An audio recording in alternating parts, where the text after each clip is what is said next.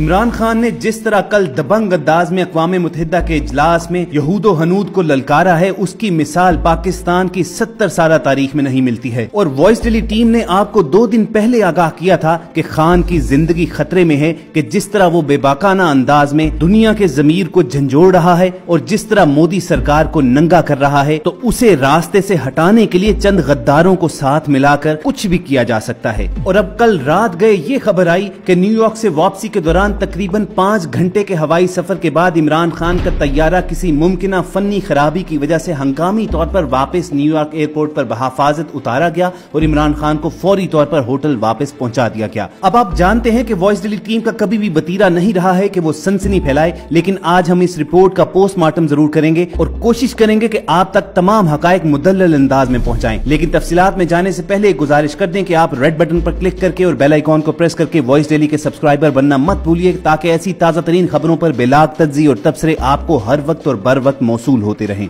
दोस्तों, पाकिस्तान के बाखबर हलकों में कल ही से ये खबरें गर्दिश कर रही थीं कि खान को अमेरिका से वापसी के दौरान हिट जरूर किया जा सकता है, मगर इस खबर को जानबूझकर और डेलिबरेटली रोका इसलिए गया कि कौम अक़वाम मुत्तहिदा में जो अपनी अखलाकी फतह का जश्न मना रही है वो परेशान न हो। अब कल आधी रात के वक्त न्यूयॉर्क से वापसी के दौरान जब ये खबर आई कि खान के तैयारे को किसी फनी खराबी की वजह से वापस न्यूयॉर्क की तरफ मोड़ लिया गया है, और ये उस वक्त हुआ जब 5 घंटे का सफर वो तय कर चुके थे और टोरंटो के ऊपर से परवाज कर रहे थे, तो लाजमी कुछ लोगों ने तशवीश में मुब्तला होना था, सवालात जरूर खड़े होने थे। अगरचे इस पूरे मामले की तहकीकात अभी की जा रही हैं और तफसीलात मंजर आम पर नहीं लाई गई हैं, मगर कुछ बाखबर जराए के मुताबिक पाक फौज के दर्जन से जायद कमांडोज को फौरी तौर पर एक खसूसी तैयारे में न्यूयॉर्क भेजे जाने के इम्कानात का जायजा लिया जा रहा है। और अगर ये फैसला हो जाता है तो आज दोपहर के करीब कमांडोज समेत मुख्तलिफ फील्ड से ताल्लुक रखने वाले पाक फौज के जवान न्यूयॉर्क जाएंगे और अपनी हिफाजत में वजीर आजम को वापस लाया जाएगा। यहाँ आपको ये बताना हम जरूरी समझते हैं कि इमरान खान जिस तैयारे पर वापस आ रहे थे, ये वही जहाज है जो सऊदी वली अहद मोहम्मद बिन सलमान ने खसूसी तौर पर इमरान खान को सऊदी अरब से अमेरिका जाने के लिए दिया था। अब यहाँ पर मोहम्मद बिन सलमान पर तो कोई शक नहीं किया जा सकता,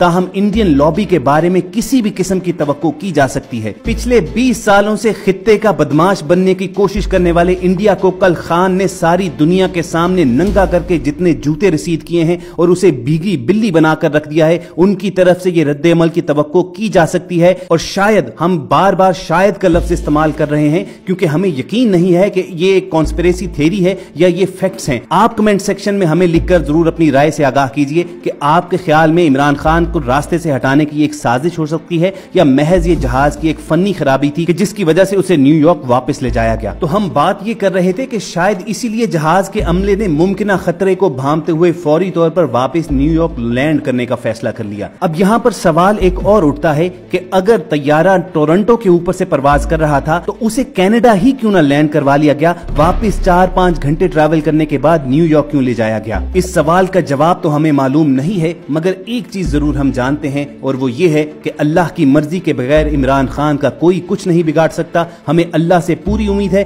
कि वो खान की हिफाजत फरमाएगा, क्योंकि इस कौम को 70 साल के बाद एक ऐसा लीडर मिला है जिसे हम खोने का हौसला नहीं रखते। ख़वातीन हज़रात, एक लम्हे को ये तस्वुर कर भी लिया जाए और वाकई ही ये महज एक फनी खराबी हो, ना कि खान को रास्ते से हटाने की एक कोशिश, तो तब भी इस हकीकत से इनकार नहीं किया जा सकता कि दुश्मनान इस्लाम के पास इस वक्त वो तमाम रीजंस मौजूद हैं कि जिनके तहत वो इमरान खान को खत्म करना चाहेंगे। माजी करीब की तारीख में पाकिस्तान तो क्या इस्लामी दुनिया से ऐसा कोई लीडर नहीं उठा है कि जिसने अक़वाम मुत्तहिदा में ला इलाहा इल्लल्लाह का नारा लगाया हो, जिसने न सिर्फ इंडिया को ललकारा बल्कि अक़वाम मुत्तहिदा को बीच चौराहे में नंगा कर दिया हो कि जहां पर मुसलमानों पर जुल्म की बात आती है तो अक़वाम मुत्तहिदा की कारकर्दगी हमेशा जीरो होती है। अब अगर वॉइस डेली की टीम इमरान खान के खिताब की जरा ज्यादा तारीफ कर देगी तो शायद हम पर यह इल्जाम लग जाए कि हम पीटीआई के पे रोल पे हैं, लेकिन अगर आपने इमरान खान के खिताब का असर देखना है और गैर जानिबदाराना अंदाज में देखना है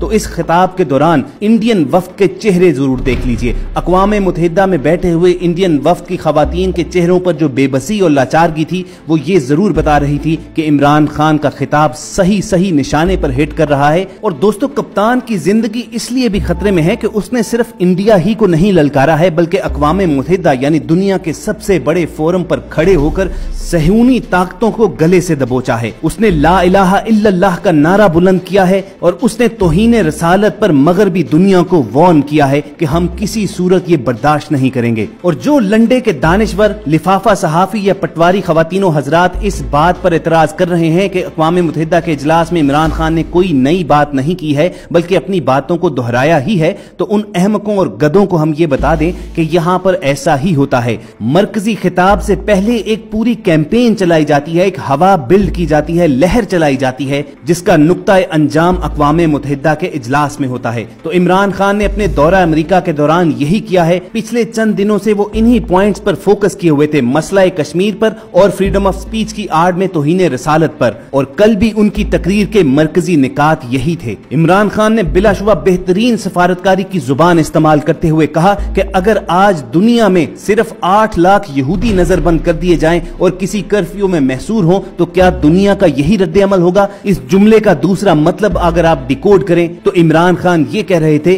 कि दुनिया पर इस वक्त यहूदी कंट्रोल है और यही वो लोग हैं जो इस वक्त दुनिया में मराहत याफ्ता तबका है। चुनाचे कश्मीर के 80 लाख मुसलमानों का दर्द किसे नहीं है। इमरान खान ने कहा कि यही वो नस्ल परस्ती है कि जो नफरत को जन्म देती है और इसकी एक मिसाल इस वक्त इंडिया में हम देख सकते हैं कि जहां मोदी जैसा हुक्मरान बैठा हुआ है जो आरएसएस के नजरिए को फॉलो करता है। उन्होंने कहा कि मोदी दुनिया को शायद बेवकूफ समझता है और ये धोखा देने की कोशिश करते हुए कहता है कि कश्मीर में जो इक़दाम किए गए हैं वो डेवलपमेंट की गर्ज से किए गए हैं। इमरान खान ने बेहतरीन अंदाज में सवाल उठाते हुए कहा कि अगर आप कश्मीर में डेवलपमेंट कर रहे हैं तो 9 लाख फौज वहां पर क्या कर रही है और वहां जानवरों की तरह कश्मीरियों को डब्बों में बंद क्यों कर दिया गया है, वहां पर कर्फ्यू क्यों लगाया गया है। इंडिया की चित्रोल करने के बाद इमरान खान ने अपना रुख आलमी बरादरी की तरफ मोड़ा और उन्होंने सवालात उठाए कि क्या आलमी बरादरी इंडिया को अपनी एक मार्केट समझती है और सिर्फ बिजनेस की वजह से 80 लाख लोगों का मुस्तकबिल दांव पर लगाने के लिए तैयार है।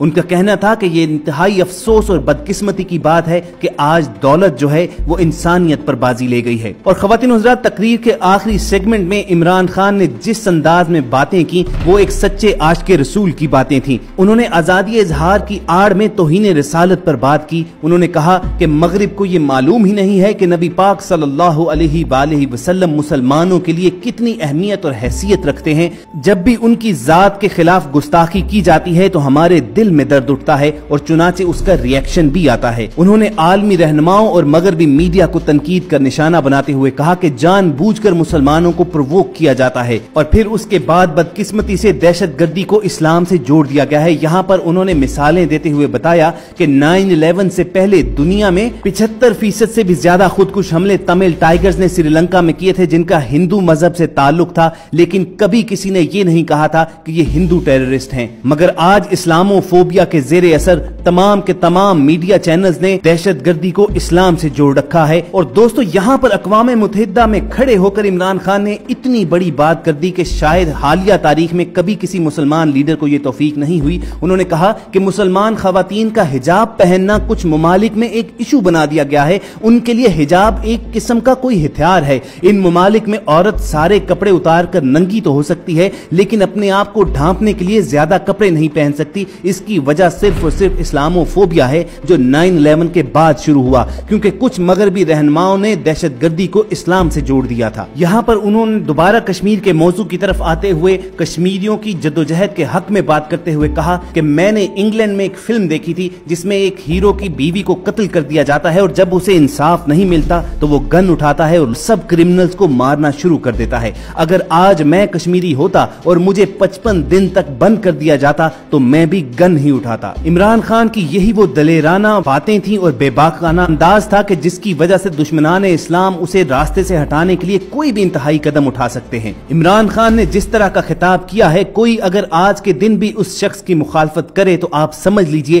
कि उसका मकसद पाकिस्तान या इस्लाम नहीं है बल्कि अपना वो जाती मफाद है जो पाकिस्तान और इस्लाम दोनों से मुतजादम है और जिसकी वजह से वो इमरान खान पर तनकीद कर रहा है। रही बात इमरान खान के खिताब की कामयाबी की, तो सही मानों में उसने कश्मीर के मसले को दुनिया के प्लेटफॉर्म पर दोबारा जिंदा किया है। कश्मीर डिस्कस डिस्कस होना शुरू हो चुका हुआ है। इसकी एक मिसाल ट्विटर पर वर्ल्ड वाइड ट्रेंड था कि इमरान खान का खिताब दुनिया भर में नंबर 1 ट्रेंडिंग था। और जो लोग महज बुग़्ज़े इमरान में इस तकरीर में कीड़े निकाल रहे हैं, उन्हें अपने काम में आप लगा रहने दीजिए, क्योंकि इज्जत और जिल्लत उनके हाथ में नहीं है बल्कि अल्लाह तबारक व तआला के हाथ में है। यहाँ वॉइस डेली के तमाम सामीन और नाजरीन से ये दरख्वास्त करेंगे कि आप हमारे साथ मिलकर ये दुआ कीजिए कि अल्लाह ताला इमरान खान की जिंदगी की हिफाजत फरमाए, क्योंकि एक अरसे के बाद उम्मत मुसलमान को और खुसूसन पाकिस्तान को एक ऐसा नुमाइंदा मिला है जो आलमी फोरम्स पर उसकी बेहतरीन तर्जुमानी कर सके। अगर आपके दिल की यही सदा है तो कमेंट सेक्शन में आमीन लिखना मत भूलिएगा। इन्हीं दुआया फिक्रात पर वॉइस डेली की आज की वीडियो का इख्तिताम भी करते हैं, मगर जाते जाते आपसे एक गुजारिश कर दें कि आप रेड बटन पर क्लिक करके और बेल आइकॉन को प्रेस करके वॉइस डेली के सब्सक्राइबर जरूर बनिए, ताकि चैनल पर अपलोड होने वाली हर वीडियो आपको बर वक्त मिलती रहे। अपना और इर्द गिर्द के लोगों का ख्याल रखिएगा